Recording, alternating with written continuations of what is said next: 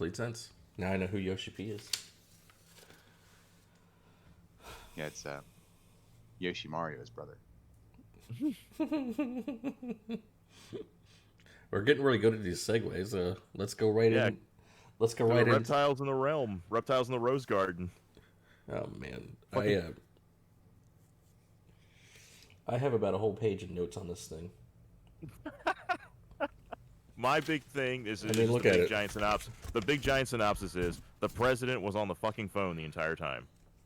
Yeah, I have that in there, and I guess they were parodying George Bush because it was Bush because that's Barbara. Yeah, and Barbara looks like she does.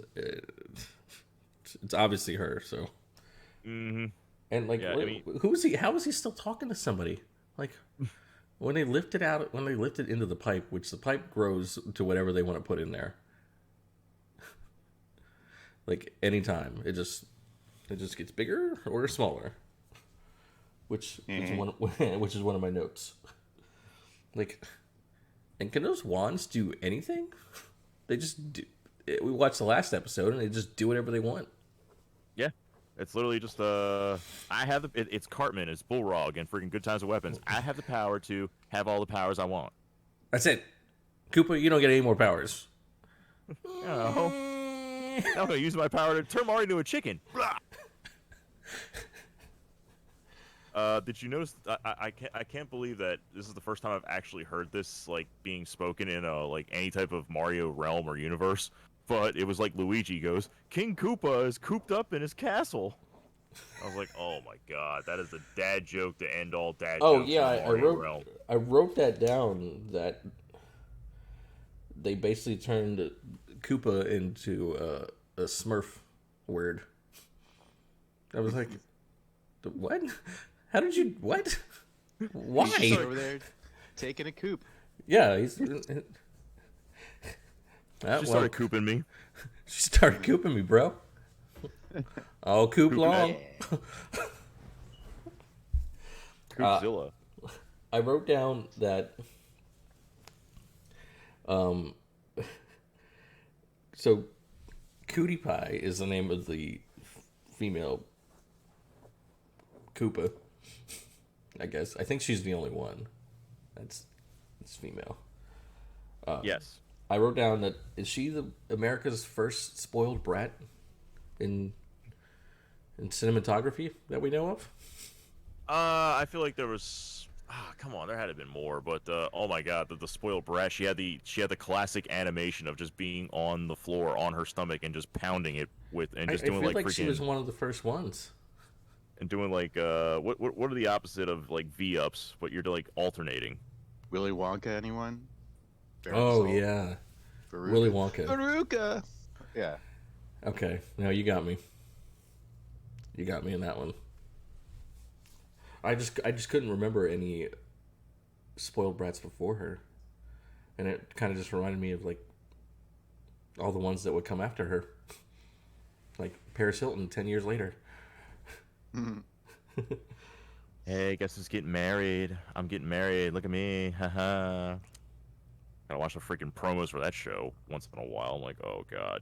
Just when you thought you were rid of Paris Hilton, she had to come back. And I'm like, oh man, now we got the Kardashians and Paris Hilton.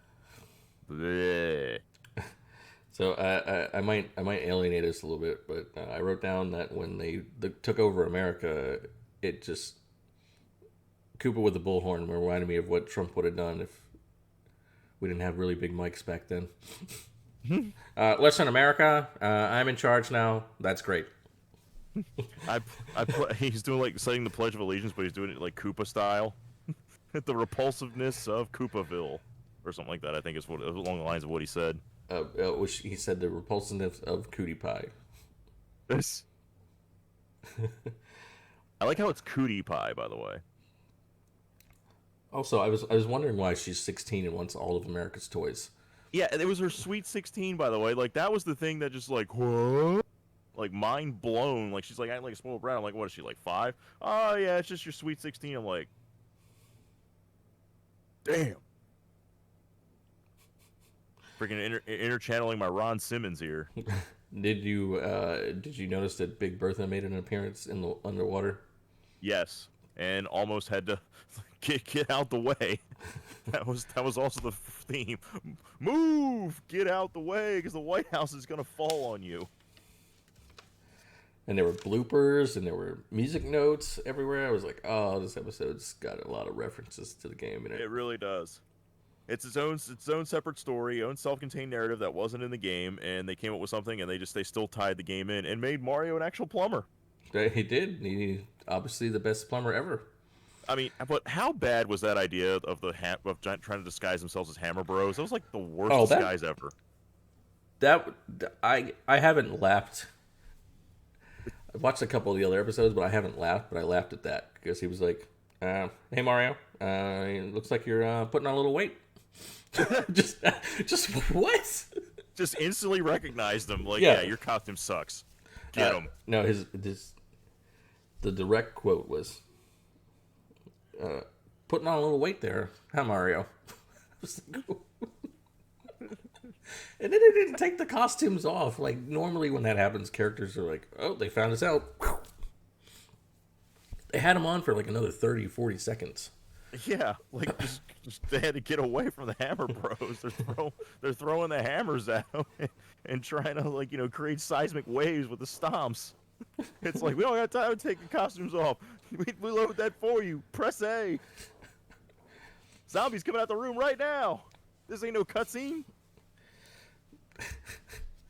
Yeah, we skipped ahead a little bit, but it's fine.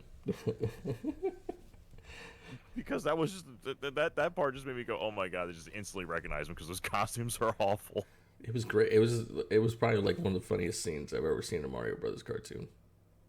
Well, any cartoon we've watched up so far with all this. Yeah, stuff. I laughed. Point. I was. What could possibly go wrong? Oh god! Don't remind me. Yes, this is a breath of fresh air. Thank you for recommending this series because this is actually good, And it's Mario. Hey, put on a little bit of weight. It's good in terms of 90s video game cartoons. Let's put it that way. Let's not say it's good. Basically, so it's good. If you watch the shows that you reviewed first, you get to this one and it's good. It's like, wow, we actually have good things to say about it instead of just. It's like the moderately attractive girl that has a bunch of ugly girls around her at the bar, and all of a sudden it makes her more attractive. Yeah, that's one way of putting it. You could just say that trope. Yes. Yeah, I don't have anything else to say about it.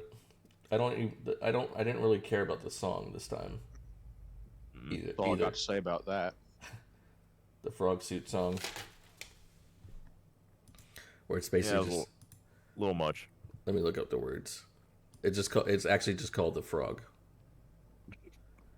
Hey kids, do the frog. It literally says "do the frog," croak croak croak, do the frog. They went a little lazy. Yeah, that was definitely cringe, like Jesse's band, or no, Joey Gladstone cringe. Cut it out. Oh. Well, yeah. Well, now that you said that, I could just imagine him having like a frog puppet going. Do the croak. Ribbit.